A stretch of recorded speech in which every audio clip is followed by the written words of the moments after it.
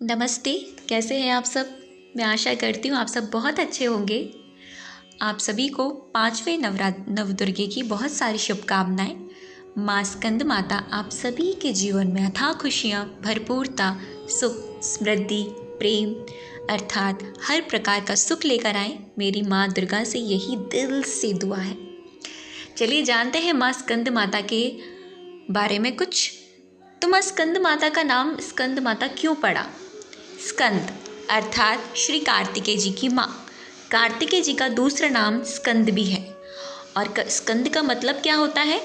वह जो हर प्रकार से, हर युद्ध स्थल में हर प्रकार से निपुण हो, अस्त्र शस्त्रों में निपुण हो। तो कार्तिकेय जी पूरे जितने भी देवी देवता हैं उन सभी के सेनापति हैं और उनको वरदान दिया गया था, उनको वरदान मिला हुआ था कि वो तारकासुर का वध कर सकते हैं। तो तारकासुर का वध करने के लिए माँ दुर्गा ने स्कंद माता का रूप धारण किया, उनको प्रशिक्षित किया अस्त्र शस्त्र से, उनको शिक्षा दी, उनको युद्ध स्थल के लिए पूरी तरह से निपुण किया गया। इस प्रकार से माँ स्कंद माता ने कार्तिकेय जी को तारकासुर को मारने के लिए शिक्षा प्रदान करी थी। माँ दुर्गा का जो स्वरूप है स्कंद माता के रूप में इस प्रकार है कि माँ शेर पे बैठी हुई हैं, सिंह पर बैठी हुई हैं, उनके गोद में कार्तिकेय जी है, स्कंद है, अर्थात उनका जो आसन है वो पद्मासन भी है। तो माँ दुर्गा का, माँ स्कंद माता का जो दूसरा नाम है वो पद्मावती अर्थात पद्मावता भी है। तो ये तो बात हुई माता दुर्गा, माँ स्कंद माता और कार्तिकेय जी के बारे में। अब ये जानते हैं कि माँ हमें क्या सिखाती है। हमने हर नवदुर्गे में बहुत कुछ सीखा।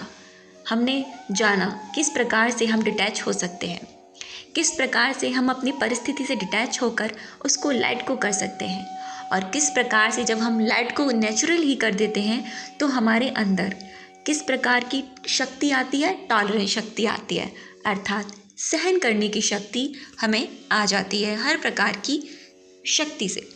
आज हम जानेंगे कि माँ हमें समाने की शक्ति किस प्रकार से हमें देती है। तो समाना अर्थात एक्सेप्ट करना। एक्सेप्ट का मतलब ये नहीं कि आप हर प्रकार की परिस्थिति को एक्सेप्ट करें, हर प्रकार के इंसानों की बुराइयों को एक्सेप्ट करें।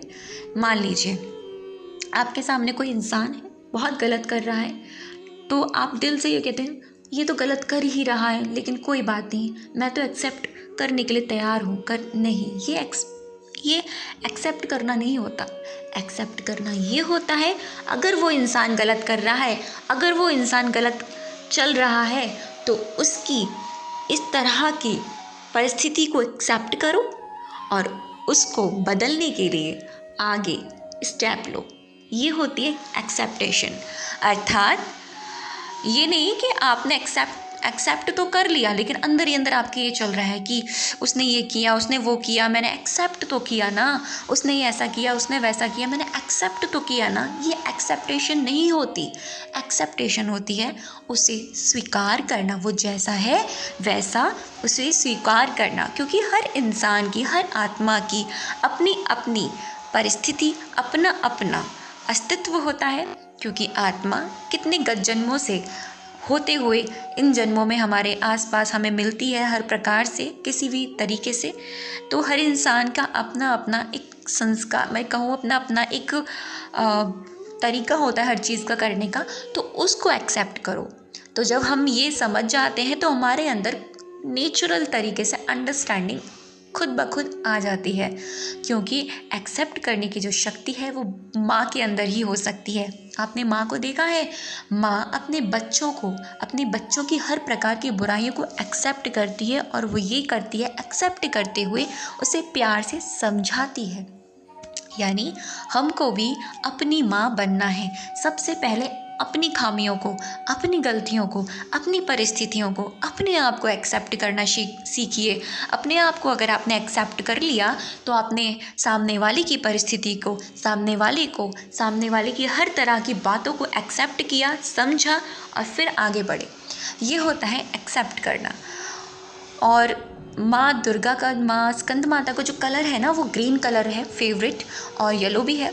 तो ग्रीन कलर हमें क्या सिखाता है? ग्रीन कलर हमें ये सिखाता है कि न्यू बिगनिंग, न्यू स्टार्ट, यानी ग्रीनरी, चारों तरफ हरियाली। हरियाली का मतलब आप समझते हैं, जब एक पौधा पतझड़ में झड़ जाता है तो जब बारिश की बूंदें पड़ती है तो वो उसमें से छोटी छोटी लीव्स निकलना शुरू हो जाती हैं। तो हरियाली का मतलब ये होता है कि न्यू बिगनिंग।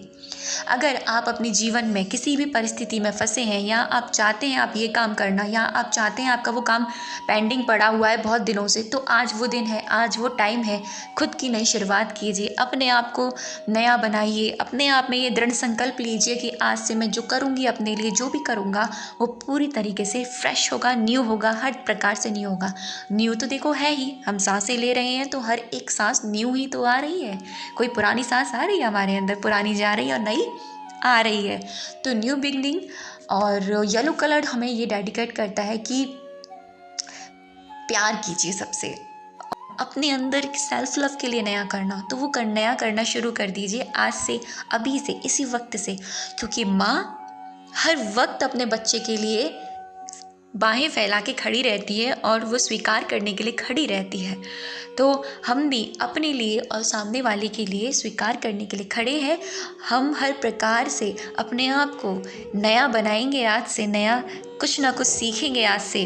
तो ये जो 9 दिन है हमारे जीवन को बदल देने वाले दिन हैं। अगर हम इनको इस तरह से जानते हैं, अपने जीवन में उतारते हैं, तो अगर कुछ भी पुराना खराब है तो उस पुरानी गांठों को हम खोल तो नहीं सकते, लेकिन उसको वहाँ से कट करते हुए एक नया प्यार का धागा पोकर हम उस हर चीज़ की नई शुरुआत कर सकते हैं। तो आई होप आपको मेरी ये वीडियो अच्छी लगी हो। Thank you so much, thank you, thank you, thank you.